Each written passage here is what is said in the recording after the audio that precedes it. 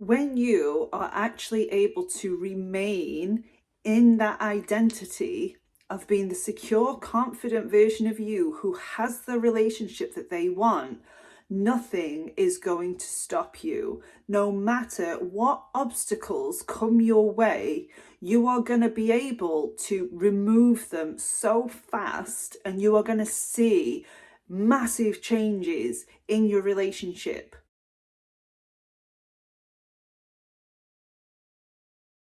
Hi, I'm Amy and welcome to my channel. This channel is all about merging spirituality and psychology so you can manifest your desired relationships.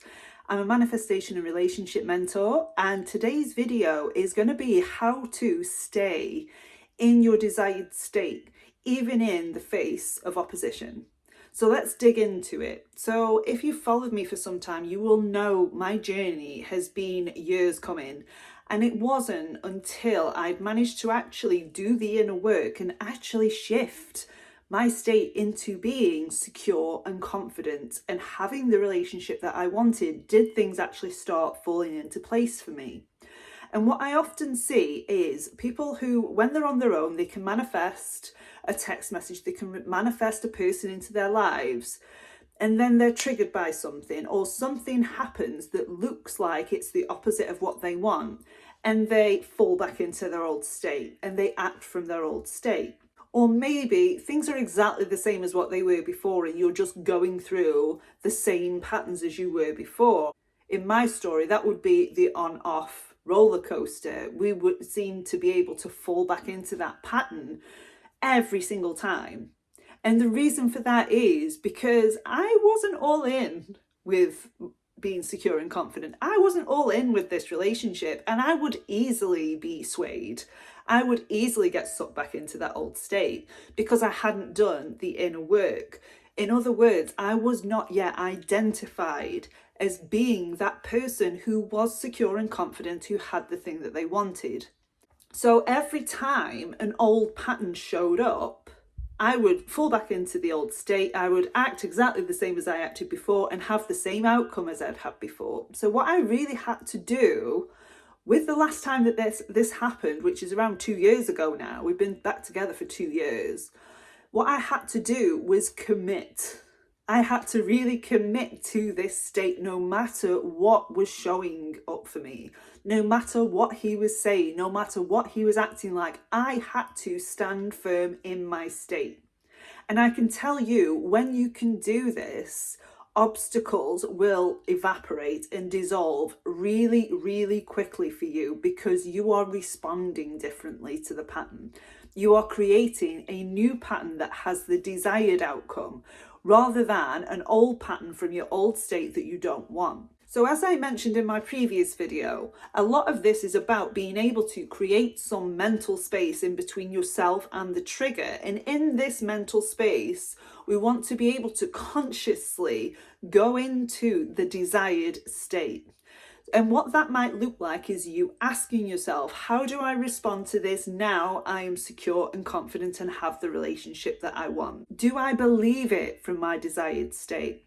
How does this new version of me act in these circumstances? What do I say to this person now? What boundaries can I put in place now that I'm secure and confident? And when you can do this, you will see yourself how fast things shift and how fast things can turn around when you are in the right state. Because when you are feeling secure and confident and you are identified and embodied in security and confidence, there's not a lot that is going to waver you. You're going to move yourself through circumstances and opposite results or opposition so much easier because you know who you are. You know, and then you are embodied in confidence and security, so there isn't going to be a lot that's going to make you waver. When you can start responding to circumstances in this way, they're going to stop showing up for you, and things are going to start reflecting that security and confidence. They're going to start reflecting that new identity that you have. And what this looked like for me was my partner putting his house on the market incredibly quickly. Within 3 months of being back together, his house was on the market when I had tried for 5 years to get that to happen. But when I was in my identity as security and confidence, my external world started to reflect that, in that he was committed to me, in that he wasn't afraid of moving in with me, in that he felt secure and confident about the relationship. And the relationship became much more stable as a result of my own inner stability. I was no longer being wavered. I was no longer at the whim of my feelings anymore. I was securely grounded in that state. Now, being in that state of security and confidence is a lot about how you're acting, a lot about how you are presenting in the world. Not so much about what you're thinking, it's more about how you respond to circumstances. It's more about what you're making circumstances mean about you.